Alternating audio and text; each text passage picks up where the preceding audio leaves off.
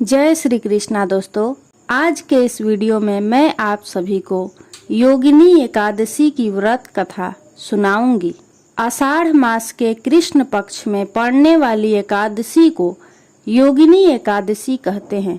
योगिनी एकादशी का उपवास रखने से समस्त पापों का नाश होता है तथा इस लोक में भोग और परलोक में मुक्ति भी मिलती है। तो आइए सुनते हैं योगिनी एकादशी व्रत कथा। महाभारत काल की बात है। एक बार धर्मराज युधिष्ठिर ने भगवान श्री कृष्ण से कहा, हे त्रिलोकीनाथ, मैंने ज्येष्ठ माह के शुक्ल पक्ष की निर्जला एकादशी की कथा सुनी। अब आप कृपा करके आषाढ़ माह के कृष्ण पक्ष की एकादशी की कथा सुनाइए।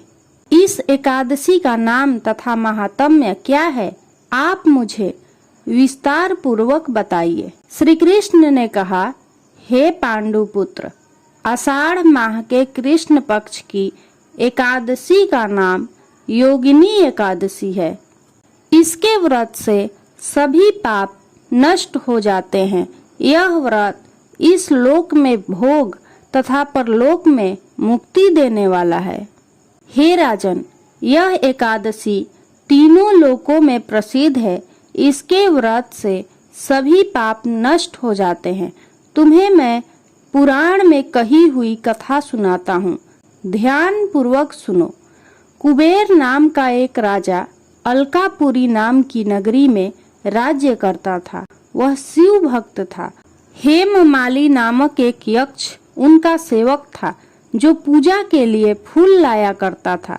हेममाली की विशालाक्षी नाम की अति सुंदर स्त्री थी।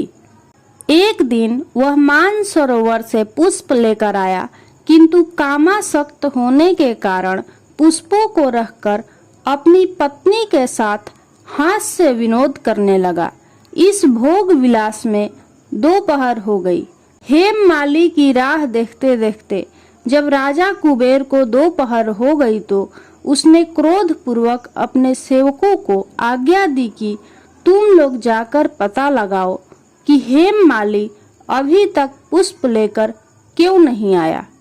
जब सेवकों ने उसका पता लगा लिया तो राजा के पास जाकर बताया, हे राजन, वह हेममाली अपनी स्त्री के साथ हास्य विनोद कर रहा है। इस बात को सुन राजा कुबेर ने हेममाली को बुलाने की आज्ञा दी। डर से कांपता हुआ हेममाली राजा के सामने उपस्थित हुआ। उसे देखकर कुबेर को अत्यंत क्रोध आया। राजा ने अति क्रोध भरे स्वर में कहा, तूने मेरे परम पूजनीय देवों के भी देव भगवान भोलेनाथ का अपमान किया है। मैं तुझे श्राप देता हूँ कि तू स्त्री के वियोग में तड़पे और मृत्यु लोक में जाकर कोढ़ी का जीवन व्यतीत करे। कुबेर के श्राप से वह उसी क्षण स्वर्ग से पृथ्वी पर आ गिरा और कोढ़ी हो गया। उसकी स्त्री भी उससे बिछड़ गई।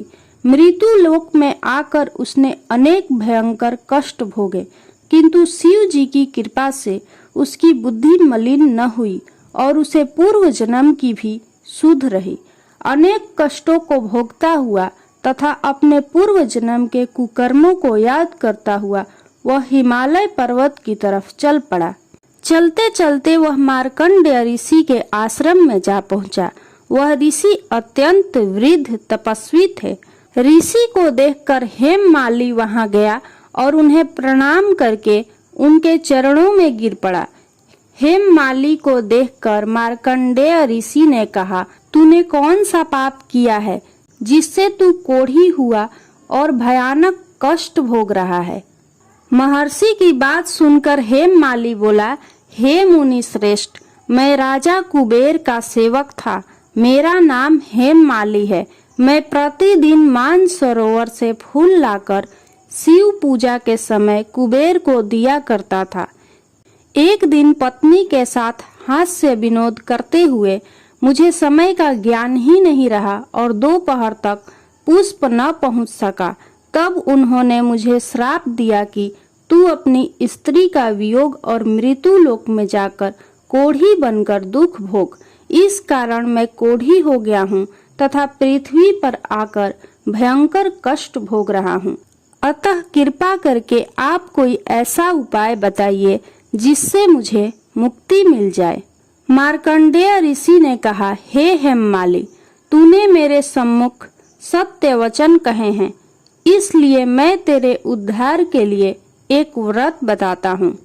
यदि तू आषाढ़ माह के कृष्ण पक्ष की योगिनी नामक एकादशी का विधान पूर्वक व्रत करेगा तो तेरे सभी पाप नष्ट हो जाएंगे। महर्षि के वचन सुन हेममाली अति प्रसन्न हुआ और उनके वचनों के अनुसार योगिनी एकादशी का विधान पूर्वक व्रत करने लगा। इस व्रत के प्रभाव से वह अपने पुराने स्वरूप में आ गया और अपनी स्त्री के साथ सुख पूर्वक रहने लगा। भगवान श्री कृष्ण ने कहा, हे राजन, इस योगिनी एकादशी की कथा का फल 88,000 ब्राह्मणों को भोजन कराने के बराबर है।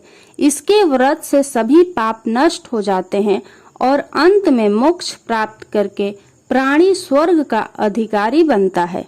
यदि आपको यह योगिनी एकादशी व्रत की कथा अच्छी लगी हो तो कमेंट बॉक्स में ओम नमो भगवते वासुदेवाय नमः जरूर लिखें।